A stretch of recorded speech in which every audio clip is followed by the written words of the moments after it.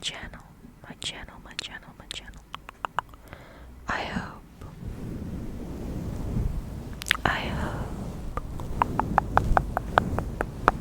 please don't mind that go past. I hope that you're all doing good. This is actually the first video that I am recording in like a week, because I pre-recorded a bunch because I was gonna have a week of work, because I work in school time and these schools were off for a week. Please don't mind the background noise. I'm gonna do what I can to edit it out. Anyway, let's just get into today's video. Today is Sunday, so we're gonna be reading some scary stories. Today's video is gonna be lockdown themed. I actually struggled quite a bit trying to find like classic lockdown stories, you know, the ones you always hear, like school lockdowns, college lockdowns, small lockdowns, that type of stuff. Maybe I'm looking on the wrong subreddits for that type of thing, so they might not all be your typical, like, more true lockdown story, but I've tried to find things that fit the theme. Okay, so the first story is by 18 Planet. As always, the description will have all the links to the OBs and the stories.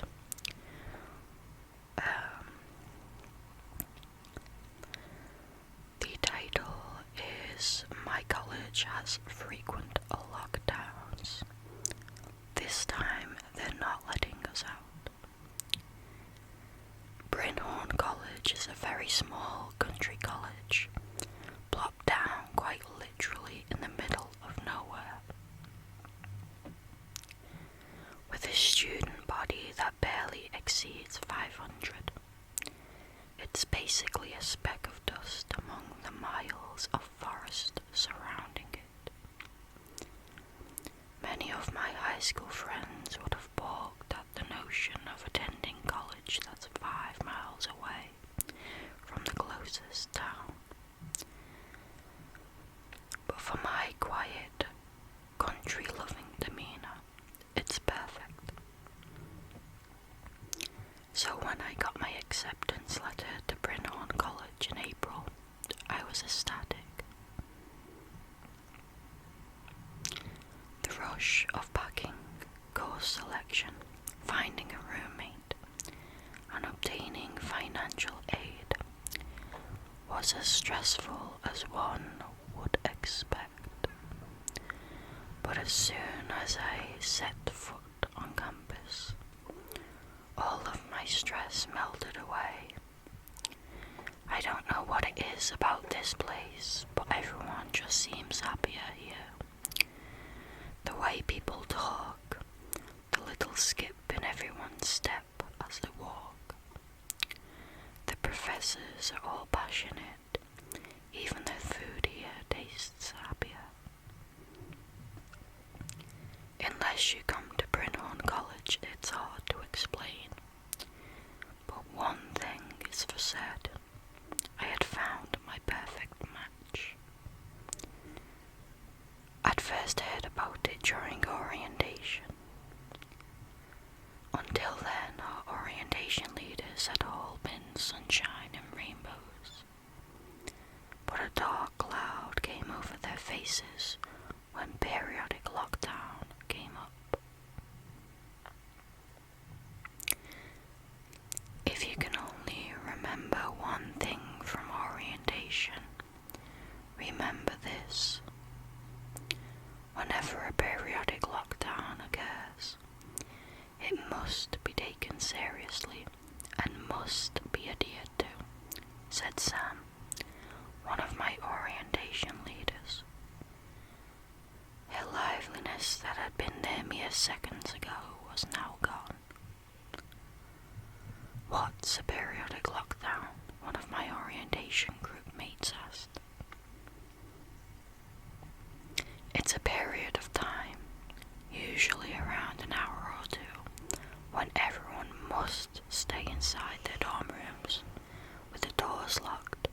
lights turned off. Any violation of this rule will be met with instant expulsion. Myself and the other members of my group were taken aback.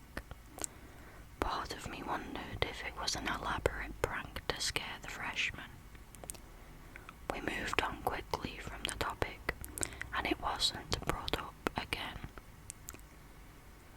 But on the 1st of October, a few weeks after school started, my phone buzzed during chemistry. Brinhorn emergency notifications. A periodic lockdown is scheduled on October 2nd, 2 p.m. CST to 3 p.m. CST. You must be in your rooms at least 30 minutes before the lockdown begins. For additional preparations, please visit the school website. Other students, and even the professor, checked their phones upon receiving the notification. First one of the school year, the professor said, before carrying on with the lecture. The freshman dorm was abuzz with nervousness, excitement, and fear about the lockdown. Our RA assured everyone of the lockdown's normalcy. But that didn't stop the rumours and theories from making their way into every conversation. I bet it's a gas leak, my roommate Theo suggested. They've been doing construction by the Energy Services building for the past couple weeks. They must have a lot of gas leaks then, if it's as normal as the upperclassmen say it is. The next day rolled around. I just stayed in my room the entire morning, since my only class had been cancelled in anticipation of the periodic lockdown. Following the school website, Theo and I did all the necessary procedures. We took out the trash, closed the blinds, locked the front door, filled our room's sink with water as an emergency water supply, and turned off all non-essential electric appliances. As it got closer and closer to 2, the hall grew quieter. As people ended their conversations and doors slammed shut. As ridiculous as the whole endeavour was, no one wanted to risk being the one caught outside. Right as the clock struck 2, there was a faint, almost hollow sounding whoosh sound that reverberated through the hall. Like a spaceship powering down. It was completely dark. I checked my phone and noticed that I had neither Wi-Fi nor cellular data anymore. What the hell? They must have shut down everything, Theo complained. The show he'd been watching on Netflix was now stuck loading. Even the cell towers aren't working. It must be a regional blackout or something, I said. I turned on my phone flashlight and carried on with the assignment I'd been chipping away at. But that was the only weird thing that happened during the hour.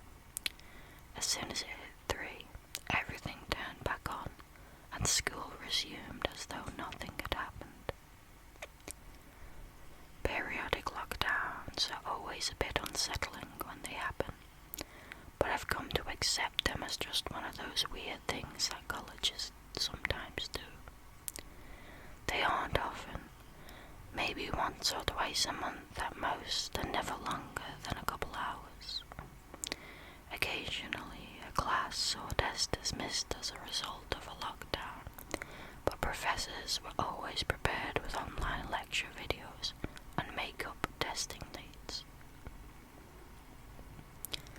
My first year of college passed by rather uneventfully, and it seemed as though my second year would be the same. Yesterday I was eating lunch with my friends when all of our phones buzzed simultaneously. I reached into my pocket to check the notification. Print on emergency notifications. A periodic lockdown is scheduled on November 15th, starting at 1 p.m. CST. You must be in your rooms at least 30 minutes before the lockdown begins. For additional preparations, please visit the school website. What the fuck? That's like 40 minutes from now, my friend Natalie said, looking at her phone. There isn't an end time either. Did they make a mistake with the notification system? I asked. Screw it. I'm not taking any risks, another friend, Evelyn said, putting on her backpack and picking up her tray table. I walked here and my dorm is far as fuck, so I'm gonna leave. See you all later. The dining hall around us gradually evolved into a cacophony of people gathering their belongings and putting away their food, most of which was half-eaten. I reluctantly followed suit, but still processing how weird the whole situation was. Getting back to the dorms before the 30-minute mark was out of the question by this point, so why weren't we warned sooner? I was back at the dorms with 25 minutes to spare. The halls were shuddering with the sounds of doors slamming shut, people yelling, and locks clicking into place. I entered my room and began to go through the motions that had been ingrained in my head by that point. Close the blinds, unplug my computer, the fridge, lock the door. Just then my phone buzzed again. I checked it and saw a notification from Theo. Hey Brian, I got in a bike crash on my way back and the chain broke, so I might be a few minutes late. Could you leave the door unlocked so I can get in easily? Thanks. A small bit of dread grew in my stomach. What if it doesn't make it in time? I wondered. Could he be expelled? Okay, but please hurry up if you can. There's like 15 minutes until the lockdown begins, I texted back. A minute later, Theo texted me again. It's all good, man. There's no way they'd punish someone after springing it up on us like that. I tried to distract myself from the gnawing pit in my stomach by studying for my chemistry quiz, which I didn't even know if it would happen or not. The hallway gradually got quieter, and I began to convince myself that everything would be okay. My phone buzzed again. My card isn't working for some reason. Could you come open the front door for me? The next thing I knew, it was pitch black, and a hollow whoosh echoed throughout the dorm. Periodic lockdown had begun, and my roommate was still outside. Fuck, I muttered. They must have turned off the front door's card reader as part of the lockdown. What happens to Theo now? Does he just have to wait outside until the lockdown ends?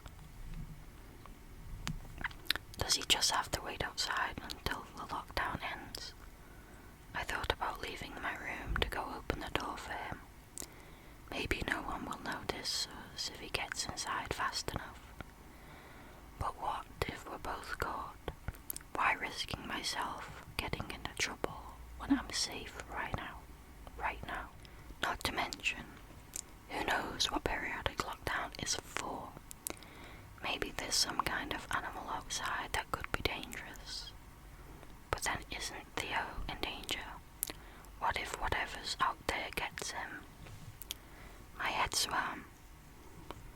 I turned my phone back on and tapped into my browser app, which was thankfully already open to the periodic lockdown information website.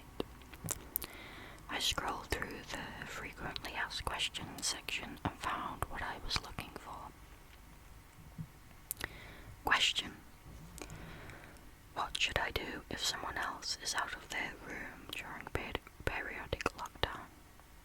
Answer: remain in your room no matter what and keep the door locked. If someone knocks, don't answer the door. Don't let them in. My eyes fixated on the last few words. Don't let them in. That's when the feeling in my stomach went from gnawing to nauseating. My roommate didn't make it back in time, and now I'm supposed to make sure he doesn't make it back at all. And I don't even know when this will all be over. I played some games on my computer, occasionally checking the clock. 1 hour passed, then 2. A small part of me hoped that the lockdown would end by the usual time, but I should have known by now that this was an unusual lockdown. With the remaining time uncertain, I turned off my computer to save battery and sat in the darkness, thoughts consuming my brain. Even the faint slivers of light that crept from the blinds were waning. I didn't dare open them. I checked my phone. 5:16. The previous longest lockdown was less than half this time. I drank the rest of my water and went to refill it at the sink.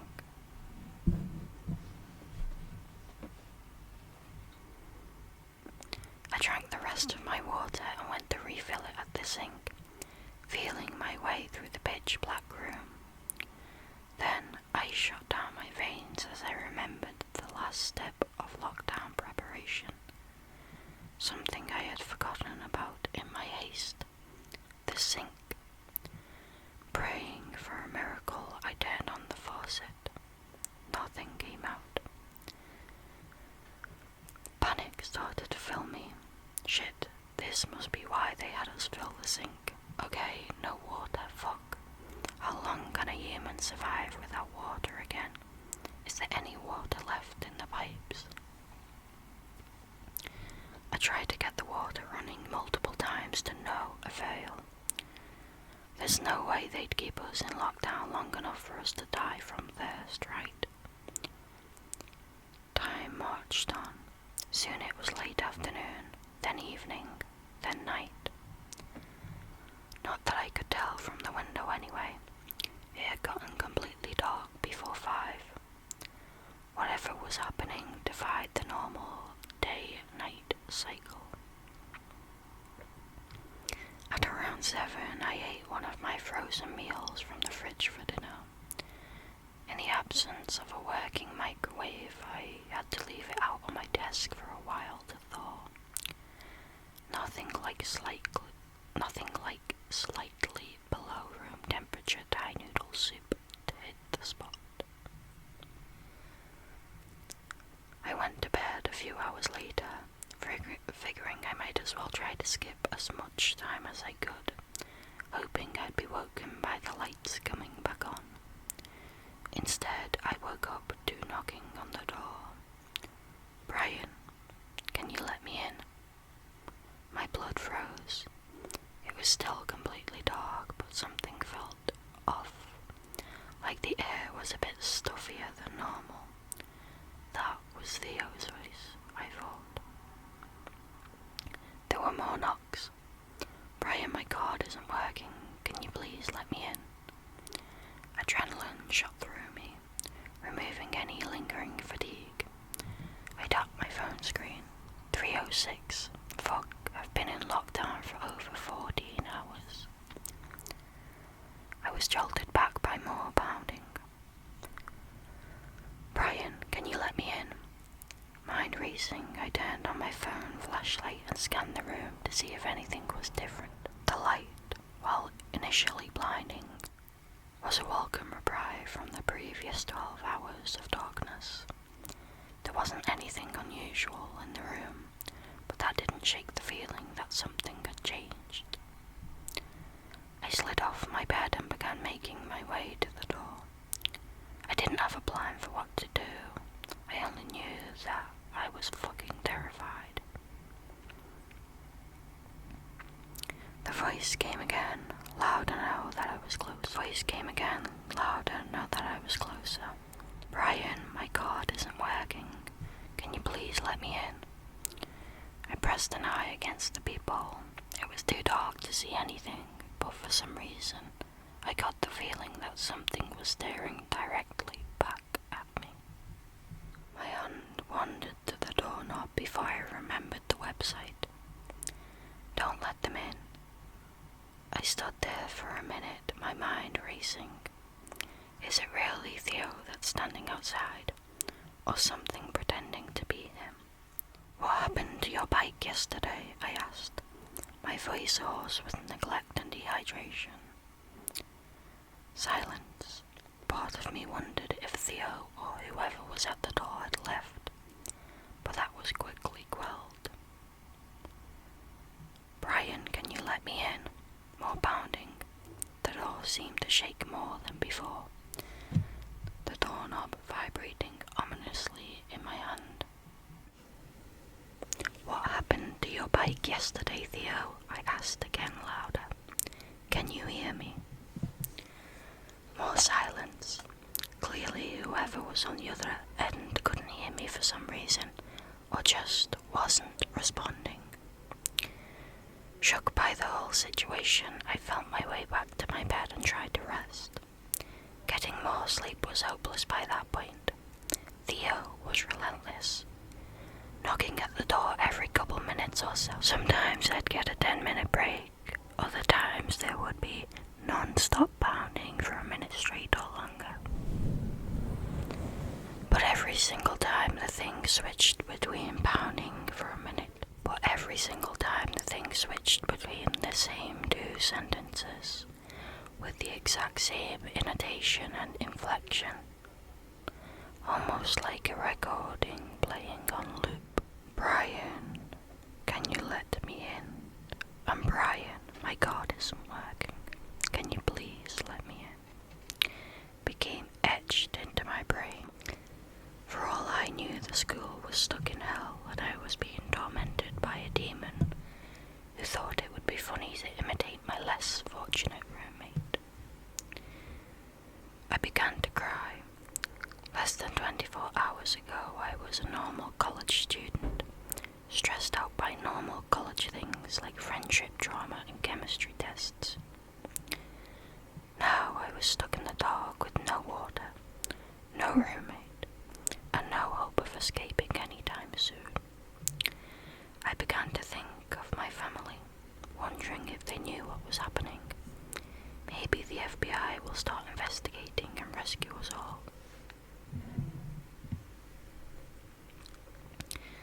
Brian, I've been stuck outside all night. Please open the door. I froze again. The looping of the other sentences had blended into the background such that this new one stuck out. What does that mean? I wondered. I'm fucking starving and thirsty and I'm all alone out here, Brian. Please let me in. The desperation in the voice put me on edge more than anything that had come before. I checked my phone again. 7:15 a.m. The room suddenly exploded with a flurry of knocks, so much that I could hear the door groaning from the stress. Brian, please, they're going to get me if you don't open the door right now. Theo, what the fuck is happening? I shouted from my bed. Silence again. My ears strained to listen. Then came Theo's voice again, quieter now but still clear. Dude, I wish I knew. I got stuck outside. Then I somehow got in, but none of the doors are working anymore. Brian, I was literally in the hallway all night. It's so fucking dark out here, and I think there's something out here with me. What's out there, Theo? Are you okay? I slid off my bed again to head to the door. I don't fucking know, but I'm scared, Theo shouted. Then came muffled, almost inaudible sobbing sounds. I just just want this to be over. I just want to be. Theo, I'm coming, I said, my heart wrenching, my cheeks still wet with tears, but feeling it in me. I'll open the door, Theo, promise. You just need to answer one question, alright? Theo sniffled. Okay, what's the question? What happened to your bike yesterday? Silence again, and more of it this time. I stood by the door, heart beating out of my chest, as the minutes ticked by. 5 minutes, then 10.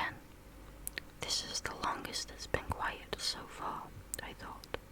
Why is Theo taking so long to respond? Then, just as I was about to retreat to bed, can you please just open the door, Brian?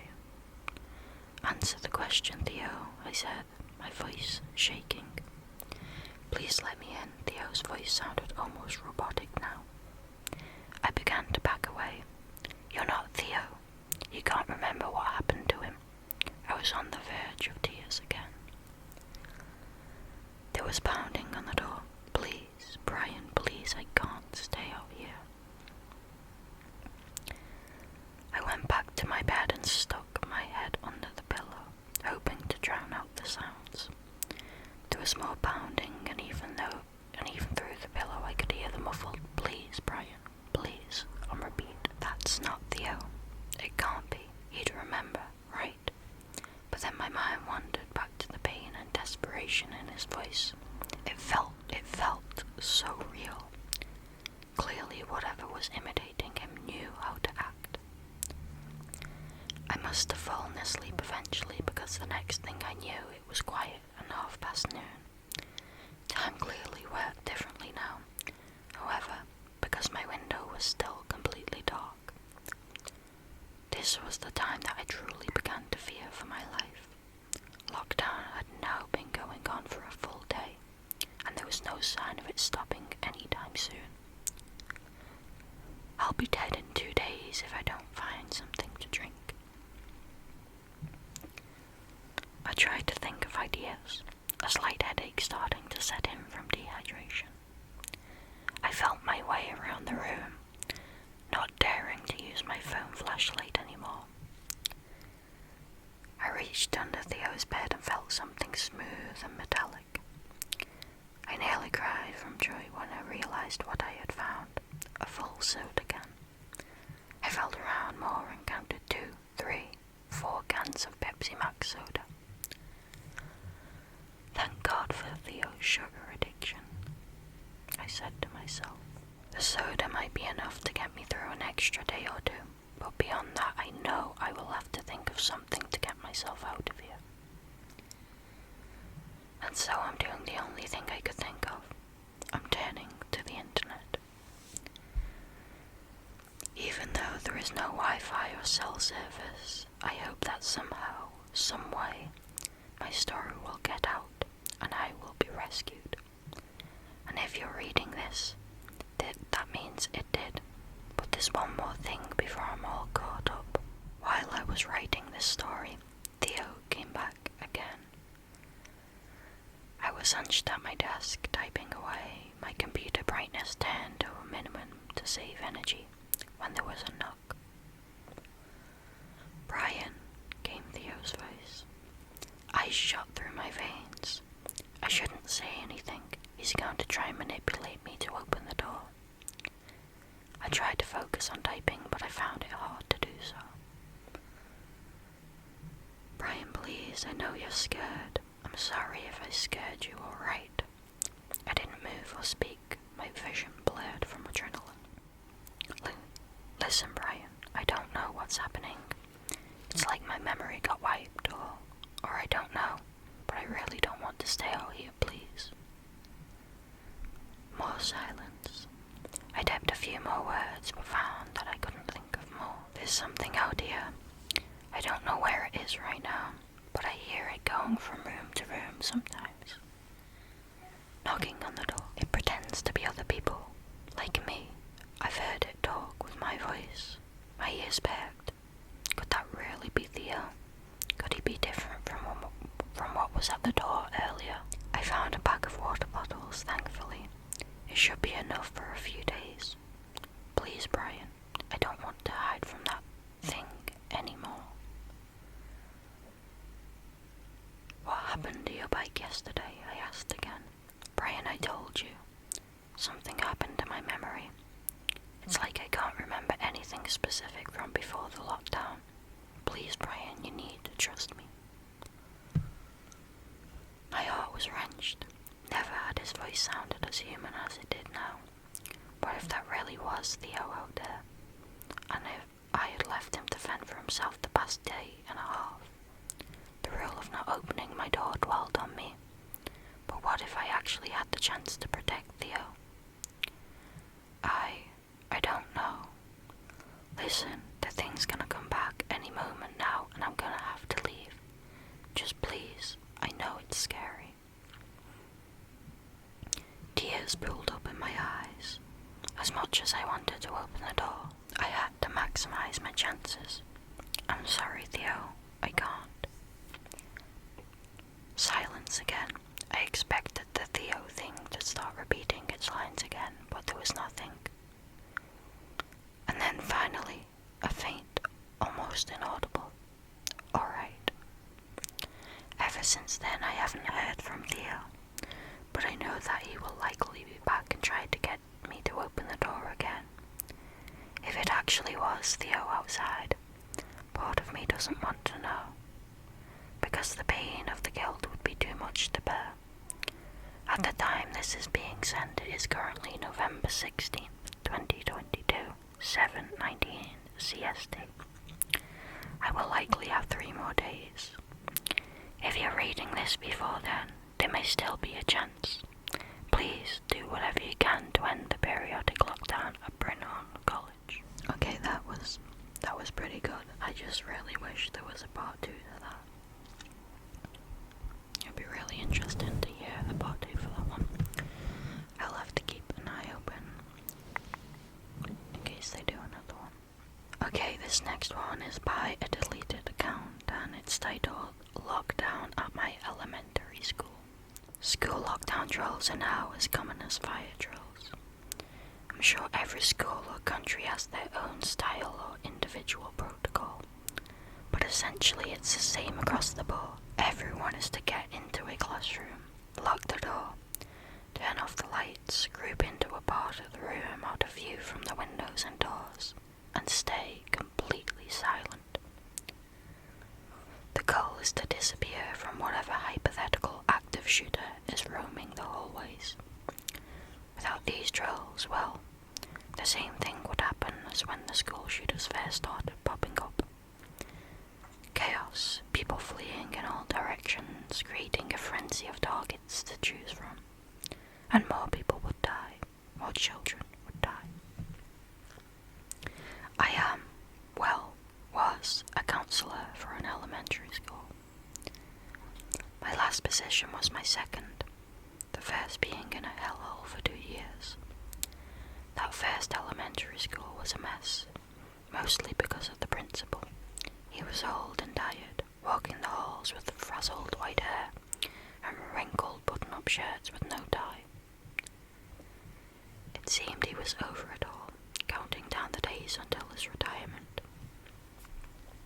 He showed little interest in my role, practically rolling his eyes at whatever issue brought a child to my door. He clearly had the whole "this generation is soft" mentality. Kids aren't depressed or anxious, they're just whining. He handed out reprimands and punishments without any real investigations, and treated the staff poorly. And he slacked on drills. I remember being horrified on my first fire drill there, standing out in the playground in the near-freezing autumn breeze, surrounded by cold and confused students, as scattered and disorganized as staff tried to somehow get accountability. The staff and I tried to schedule more drills, tried to get him in on planning, but he could care less. Eventually he was relieved when teachers had enough and went to the board, but by then I lost motivation and needed a change. Where I ended up next was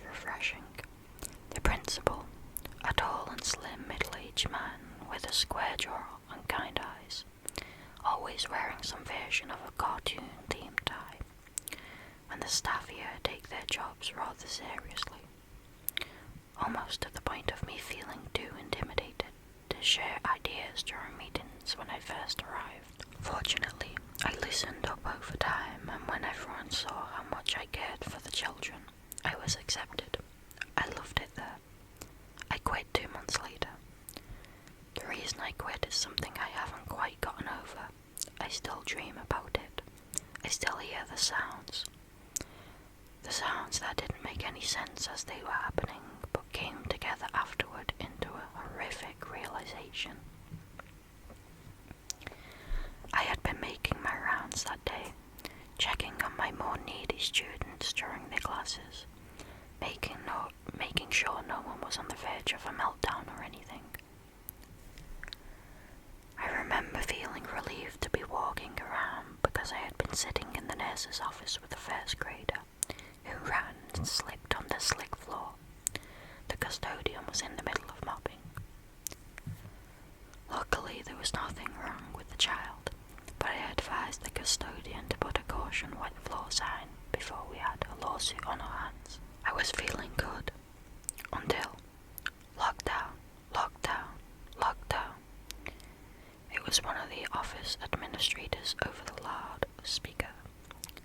At first I was just surprised. Then my heart, this is a bit weird, then felt my heart jump and my fingertips turn icy as I realized the reason I was surprised. There was no drill scheduled that day, which meant this was not a drill. When the announcement blared, I had just opened the door to peek into a kindergarten classroom. When the overhead speaker clicked, indicating the end of the announcement, my eyes met with the teacher's, Mrs. Jameson. We froze, staring at one another for a good 3 seconds, her standing with a pointer in one hand with her class all neatly seated on the carpet area. The students were silent, some looking at her and some at me. Then she and I came to some kind of unspoken agreement. Training kicked in. We both sighed casually and smiled down at the kids. Mrs. Jameson said, "Well, kids, looks like we got a lockdown drill. Let's show Miss Vasquez how well we can do." "Sounds good to me," I said as I closed the door and pulled down the curtain to the door's tiny window. "I'd love to see how this class does during a lockdown drill. I might have some rewards if you do well." Then I remembered something. I said to the teacher, "Janet, I'll be right back," before running out the room. I had remembered the 4th graders were around the corner from where I was, outside their classrooms, and scattered all around the hallway, putting up holiday decorations. I was afraid of the chaos that might ensue, kids pushing and shoving to get back to their own classroom, instead of just ducking into the nearest one, as was protocol. Luckily, it wasn't as bad as I thought it would be. Everyone was calm and well versed on what to do.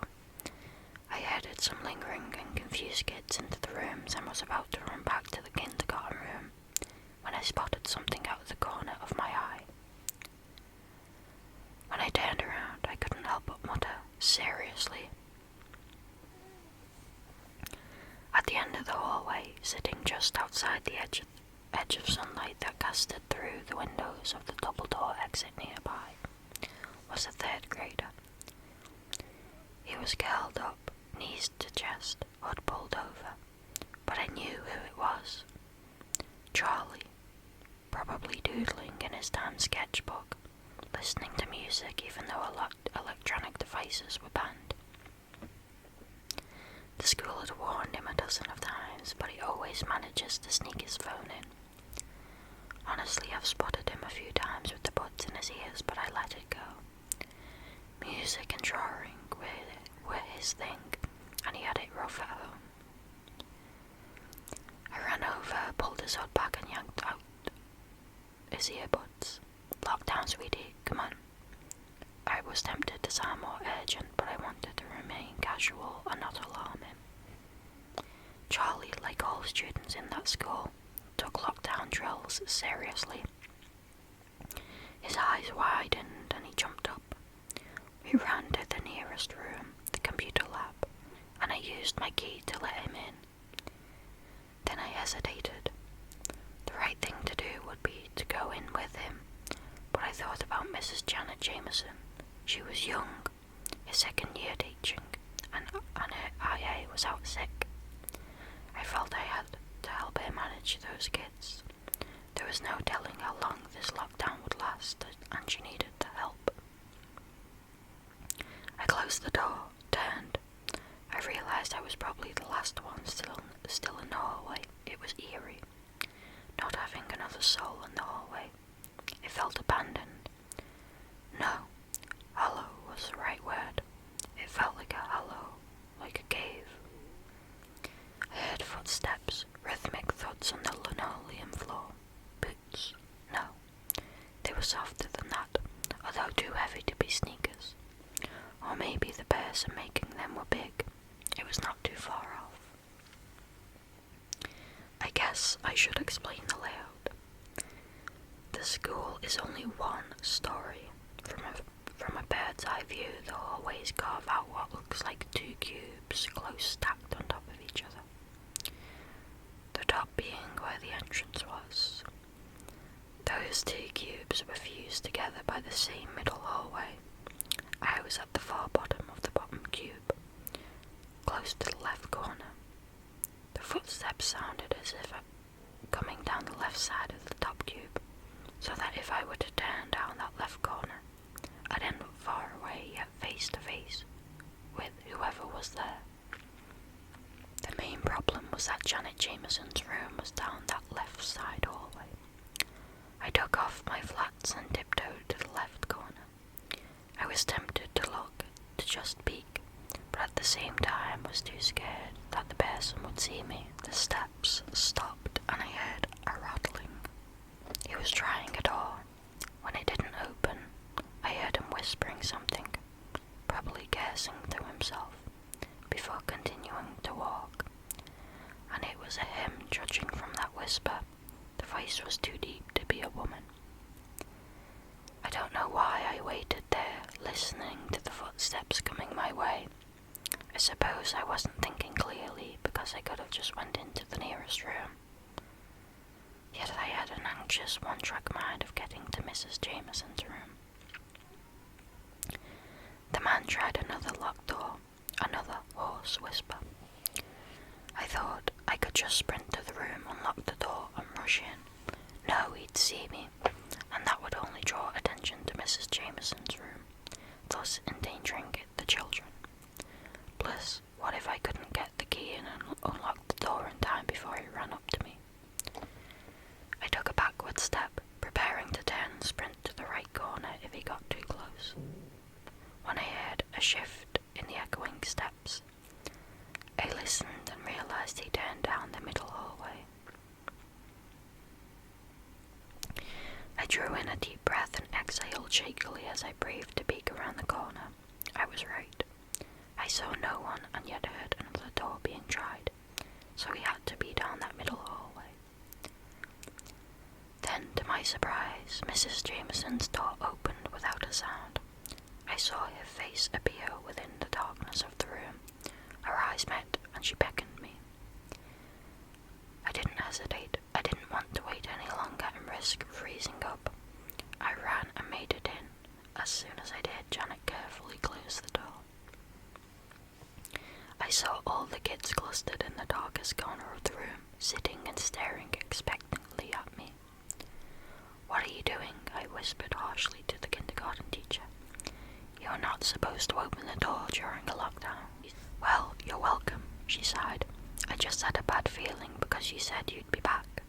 Plus, after I heard the last door closed, I heard a couple of your steps. I assumed they were yours because they clicked like shoes, and I just knew you were still out there." My shoulders slumped. I could no longer hide my relief or gratefulness. "Thank you, Janet." I saw her teeth show in the dark as she smiled. "No problem, just help me keep the kids calm," and we heard a noise outside. It wasn't close, but it was strange, like a heavy thud. "What was that?" asked one of the kids. We shushed him and listened. Silence. Nothing happened for the next 20 or so minutes. Janet and I handed out colouring books and crayons for the kids to colour. We made sure everyone had every colour. It sounds petty, but the last thing we needed were kids asking to borrow colours and start bickering over it. One of the little girls didn't colour. She just stared at us with worrying and waiting eyes. She knew this wasn't a drill.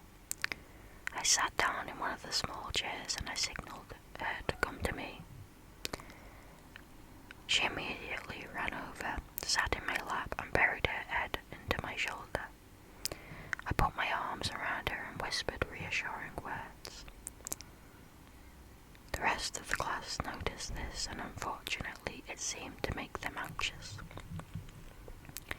Just then we heard footsteps. We all stiffened. The steps were coming our way. Janet and I met eyes. She was completely pale. The footsteps seemed heavier and less rhythmic. At one point there was some shuffling and some rubbing or dragging of clothes. The man must have stumbled and slid against the wall. Was he hurt? Then the steps resumed, getting closer still. My eyes shot towards the door. The girl and I gripped each other hard with rigid bodies. We felt almost fused as one statue. There was ringing in my ears and my eyes burned as I stared unblinkingly at the doorknob. Then bang!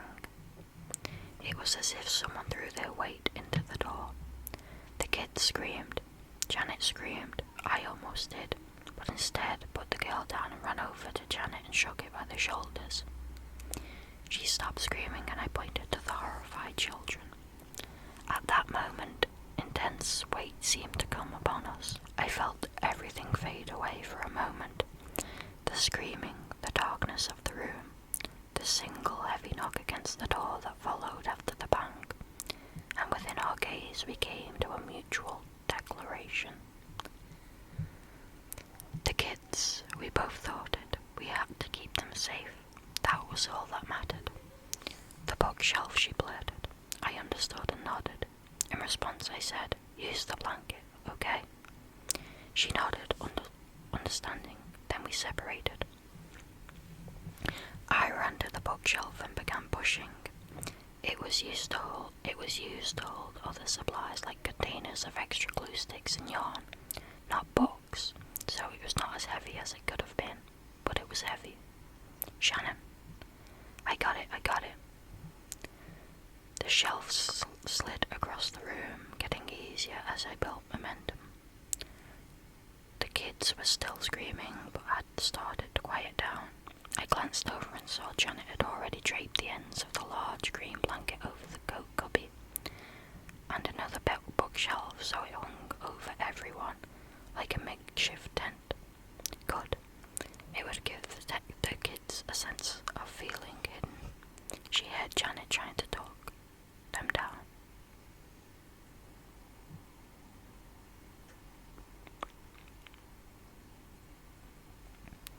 By now the man was trying the doorknob and I heard a low grunt. I kept pushing and finally, with gritted teeth and every muscle in my body hard as a rock, I made it. I turned the shelf the long way and rested it against the door. I turned my back to the shelf and leaned against it. "Where's Miss Vasquez?" a child cried out. Then the other kids followed and began anxiously calling out to me. "I'm here, guys." I tried to sound casual, but my voice was shaking. "You guys are the fort and I'm the lookout." Janet said, "Yes, she's the lookout. She'll tell us if we're clear or in danger. Miss Vasquez, are we clear?" Oh yes, the danger was here, but it passed. We're all clear, kids. As I said this, I prayed there wasn't another thrash against the door. There wasn't. It all stopped. The doorknob stopped jiggling. Silence. After a few minutes, I slid down to sit on the floor, still leaning against the bookshelf. As the silence settled in, I called out 5 all clears to the kids to offer consistent reassurance. My body began to slowly settle. The moment that crash against the door happened, I felt amped up, light on my feet, strong in fact. I remembered when one of those bookshelves were being moved from one classroom to another. It took 2 custodians, grown men, to slide it along with a struggle. I had managed it alone. It was all adrenaline, and now, with the kids calm, enough to be singing softly along with Janet under the blanket, I was crashing. To top off my sense of ease, I saw flashing red and blue lights coming in through the window. It was over, and I felt sick. I even smelled copper in the air. I rubbed my nose to check for a nosebleed, but strangely saw nothing. I looked at the lights dancing across the ceiling. "Yay, guys," I called in the fakest peppy voice. "The policemen are here." They had seen the lights and were already cheering. I tried to say something else. I can't remember what, but it was probably to remind them they still had to remain quiet. Rather than words, I let out a good, tightening heave. Not much came out, just enough for me to spit. I felt something. Since I was no longer sweating and my skin felt cold and clammy, I became aware of some warmth beneath me, like I was sitting in a puddle. I frowned. I soiled myself, I thought. Great. I shifted to examine my jeans to see if it was urine or feces. I saw darkness on the beige tile. I hesitantly touched it. It was too thick to be urine, and I didn't smell anything. Or rather, I didn't smell any bodily waste. That coppery scent from earlier was stronger now. As I leaned away from the bookshelf, I saw the liquid hadn't come from me, but from beneath the bookshelf. No, not the bookshelf. It came from under the door. A stone dropped in my chest as I realized what the liquid was. It was blood. Blood had been oozing into the room. What the hell? Noise came from the hallway. The calm rumble of footsteps, deep voices in casual conversation, and chaotic static from walkie-talkies. The police, and it didn't sound like they were in a rush. We all heard them coming closer. Then they stopped walking. They just stopped talking. We could only hear. The only thing we heard were the walkies. Why were they just standing there? Then someone among them broke the silence with a "holy shit" before a storm of urgent footsteps came and stopped right outside Janet Jameson's door. Eventually, the all clear was given to every class except ours. Janet and I didn't protest or ask any questions. We were too confused, too overwhelmed and worn out. We were at a point of absolute submission because we thought obedience would make things go faster, and we could just all go home. I asked Janet for the blanket to cover myself in the pool under me before she turned the lights on and allowed the kids to stretch out. I whispered to her about the blood, and she only threw her head back and closed her eyes as if to say, "What else?" After an hour, the window gates were unlocked. Janet, the kids, and I exited the class through the windows, so we didn't have to open the door and see whatever was happening. I looked stupidly at one of the officers after climbing out the window and said, "I have blood on me. It's not mine. I just said it." I felt I had to before they noticed it themselves. The officer just nodded grimly, with no sign of surprise.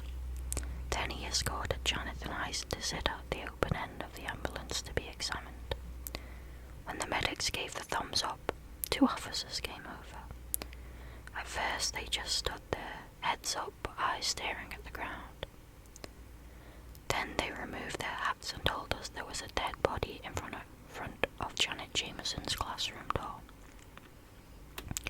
What do you say to something like that? They paused, as if giving us room to react or respond. Janet and I looked at one another. They looked at us. What did they want us to say? As it turns out, they weren't waiting for a reaction. They were giving a moment to let that news sink in before they hit us with another. This time we reacted. This time we jumped up asking what they meant, asking why and how. We freaked. We acted like they told us the sky just fell. The dead body was the principal. The officers tried to calm us. When we were finally able to sit and listen, one of them offered to explain everything. They looked at one another, agreeing on something before looking directly at me. We could show you what happened. I tensed up. The other officer quickly added, "From the cameras, he means you don't have to see him." Watch the recordings. It seemed like the invitation was exclusively for me, and Janet didn't say anything. At the time I didn't understand, but looking back, I think everyone felt I had a right to see. I think they felt they deserved a clear story, because I'm the one with someone else's blood all over my pants. I was taken inside the building into the main office. A man with a polo and jeans was seated at one of the administrator's desk, computer ready, waiting for me. With a nod from the officers that escorted me in, the man in the polo hit play. There were 9 camera shots playing at once on the screen, 3 each row, all black and white. They all played pretty much the same thing at that moment. The beginning of the lockdown. Just kids through the halls, into the classrooms. Each camera just showed incoherent blurs and shifting shades of grey. In less than a minute, the blurs disappeared and the hallway was bare. My attention was then drawn to 2 screens. One showed me taking my shoes off and tiptoeing. The other showed the principal walking down the left side hallway. The principal stopped at a door and grabbed the handle. The officer next to me said, "The school was transitioning into having new doors, correct? New locks." We were. Our doors were old and were being upgraded, which meant new locks, which meant new keys. At that point, less than half the rooms in the building had new doors, and not everyone had a key. He was checking the doors, making sure someone didn't end up in a room they didn't have a key to. Of course, I hadn't known that. With a stiff body and wide eyes, I watched my past self on the screen, cowering, truly believing I was in danger. The principal made the turn, and a moment later I was dashing to Janet's room. I was gone. Now there was only the principal.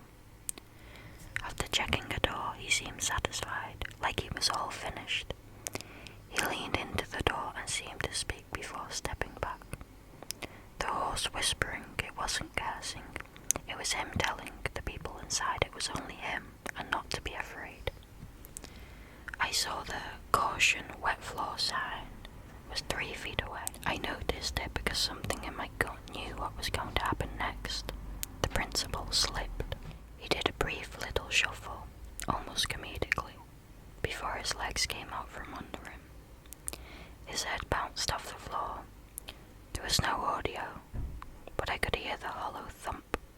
I could hear it then in my head because I had heard it in real time. The heavy thud, the one from when we shushed the boy asking what that noise was. "Jesus, that was his head," I said aloud. No one answered. The principal slowly stood, leaving a dark splatter behind on the floor. His legs were shaky. He looked left and right, seemingly confused. He held one hand to his head and began to walk back the way he came. He stumbled, his knees shook. By now darkness was dripping on the floor. Then he slowly sank to the ground as if he was suddenly sleepy and needed a nap. Then he just lay there. The man in the polo moved the computer mouse minutes later. As if fast-forwarded, a dark mass appeared and grew into a perfect circle around the principal's head. The video resumed with the principal staring. He stood and stepped back, seemingly horrified by the pool of darkness. He stepped around the puddle and walked. I squinted and saw he had dropped something. He rounded the corner, making his way to the closest room for help. Janet's room. He wavered on rubbery legs. At one point he leaned against the wall as he walked a few steps, sliding along with his shoulder, before pushing off and trying to balance again. He finally made it to Janet's door and fell against it. We had screamed. He raised a fist and gave one strong pound before trying the knob. He patted his pockets, looked around, slumped his head and tried the knob again. The thing he had dropped, his keys. I felt hot tears run down my cheeks as I watched him sink down to sit with his back against the door. His head dropped, and that was it. The man in the bolo stopped the video but kept looking at the screen. I shook my head, feeling confused even though there was nothing to be confused about.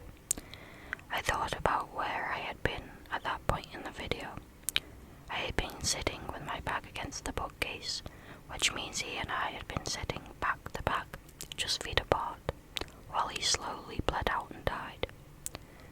And I had sat in his blood, the blood that dripped from his cracked head. The children sang softly as the darkness pooled and soaked into my pants. And it was me. I had kept him out. No, I didn't know. I felt cold and afraid. I stepped back away from the officers. I didn't mean to kill him. The officer's face dropped. What? No, ma'am, no. We aren't blaming you. We just felt you should know. Because I did it, right? I was losing a sense of reality. I couldn't feel my legs and felt like I was somehow floating and sinking at the same time.